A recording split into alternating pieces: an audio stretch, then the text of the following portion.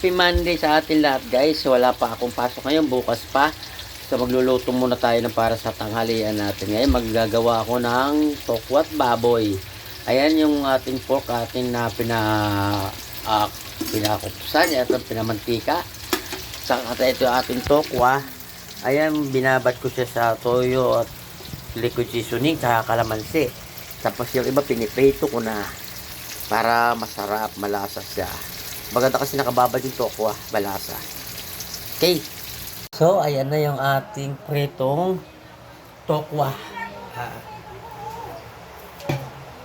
Gugupitin lang natin to sa apat para hindi naman masyadong maliit, hindi naman masyadong malaki. Bite size lang siya.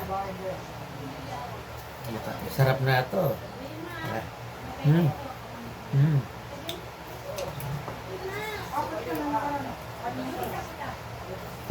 Nakababad ka. Toyo, kalamansi with ano yan, paminta at saka liquid seasoning.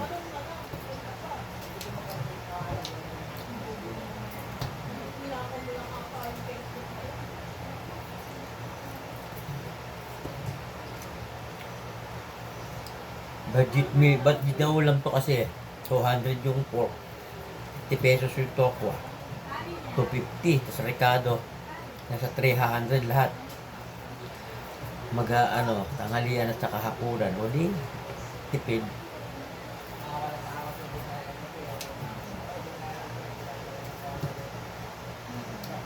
Bibili ka ng lutong ulam, isang order 80. Gulay is 40. Ay, luto na lang.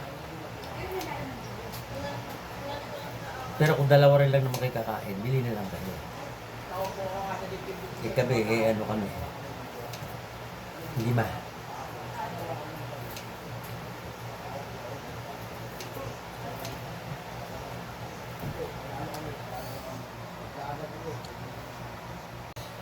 Okay, mag-ano na tapos pang-Ricardo natin.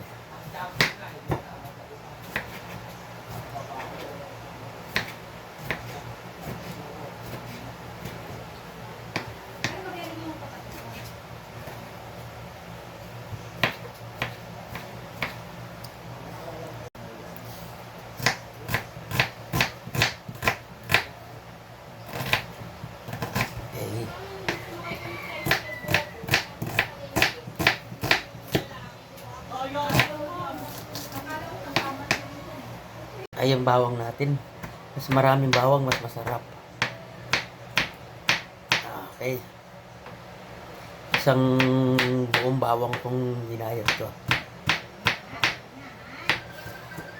Mas masarap kasi magmaraming bawang. Okay. Ayan na. So, ayan. Naka-ready na tayo. Magigisa na tayo. Okay, ayan. Gigisa na tayo. Napupulahin lang natin ang ating bawang para lumabas ang kanyang bango.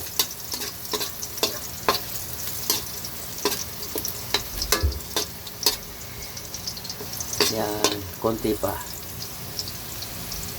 Ayan, sinunod ko na yung ating sibuyas at kamatis. Pinagsabay ko na sila. Palalambutin lang natin ito.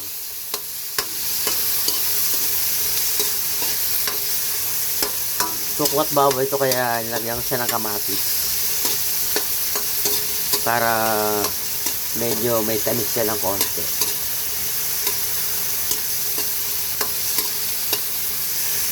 Okay, ilagay na natin ang ating pork. Pinamantika na natin siya.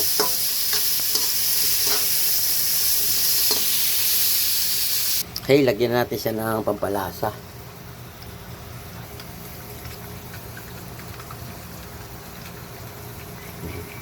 Okay. Ayan, luto na ang ating patanghalian na tokwat baboy.